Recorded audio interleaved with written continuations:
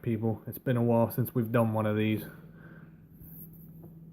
But it is the return of the finishing touch, where we look at endings of specific matches and what it meant for the storylines going forward. So, let me set the stage for you. After a phenomenal 2016, where AJ Styles stunned the world. You know, he had one of the best years in professional wrestling. Won the WWE title. You did? We're gonna go San Antonio Royal Rumble 2017. Oh, this is God. match number 3 of Cena versus AJ Styles. Bloody hell. Most people would consider it, well, a lot of people consider it the best of the 3. For me, don't think it was as good as the SummerSlam match. That was a pretty damn good match. Because the SummerSlam one, I felt it worked better, the storyline was better. The whole storyline was, okay, AJ's got Cena's number. Cena can't beat him. They went into the Royal Rumble, and it was, does he still have his number, or is Cena going to win his 16th world title? So, a lot of people considered this, well, it was one of the matches of the year. Yeah, it was definitely up there. Now, not a lot of people know this, but during that whole match, they never left the ring. They did not.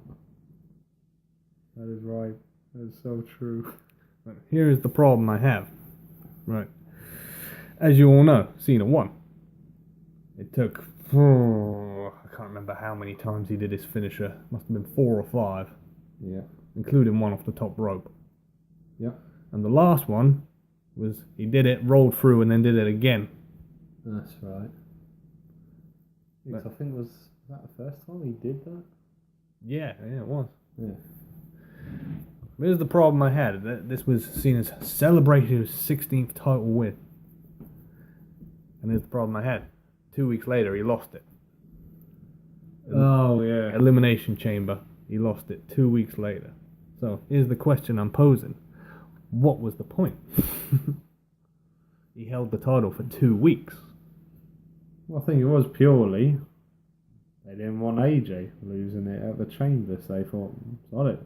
Put it on Cena, he gets number 16, and, well, we got Bray as champion. Yeah. For a short period until Randy Orton buried him. I was saying, knowing what the storyline was going to be going forward, knowing that AJ was soon to enter a program with Shane McMahon of all people, would it not have made more sense for AJ to have retained at the Rumble and then been screwed out of the title by Shane McMahon at the Elimination Chamber? Like, oh, Shane put me in the chamber with 5 other guys.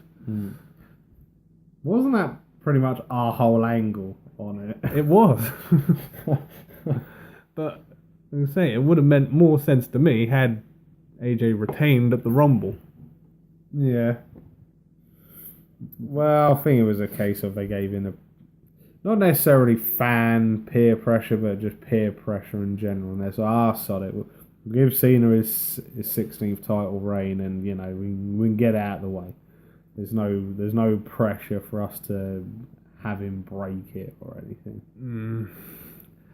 I don't know. For me, didn't need it. Cena didn't need the title for 2 weeks. Yes, it gave us Bray Wyatt as the champion, which was nice to see for the month that he had it. But ultimately, in the long run, it really didn't do anything for either man. Because after AJ lost the belt, he went into that rival with Shane McMahon, and then I'm trying to think, what did he do after that? It was straight into the US title picture, I believe, with Kevin Owens. Yes, it was. And then Shane McMahon went back to being general manager, and Cena vanished for a couple of months. As he does. And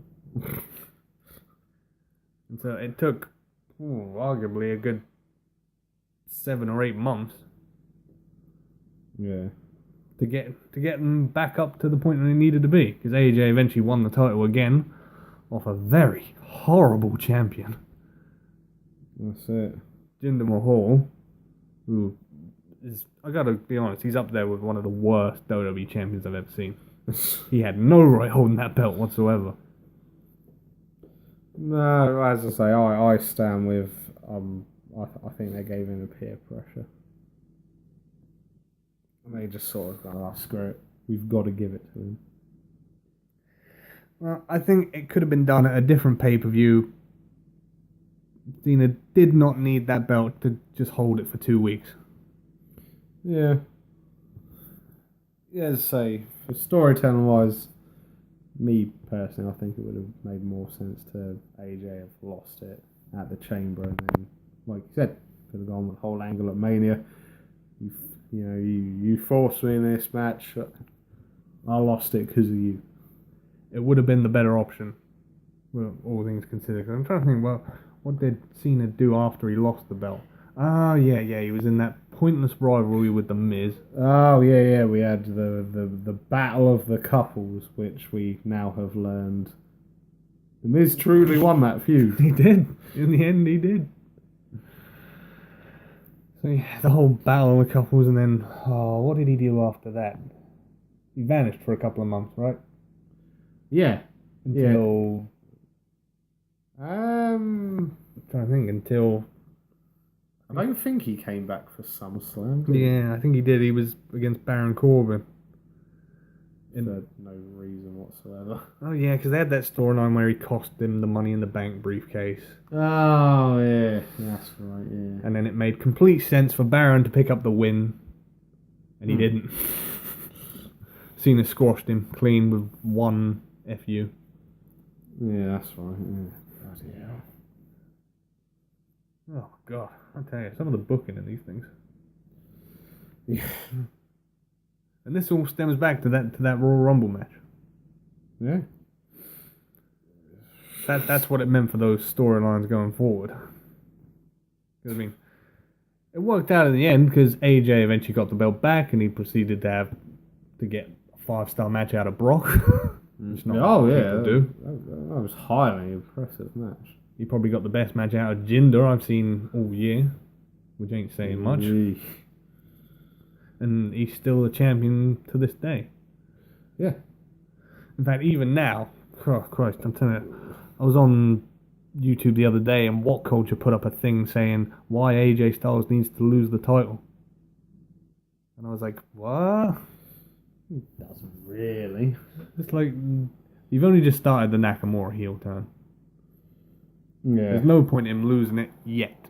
No. He's got to have a reason for it. Yeah. So,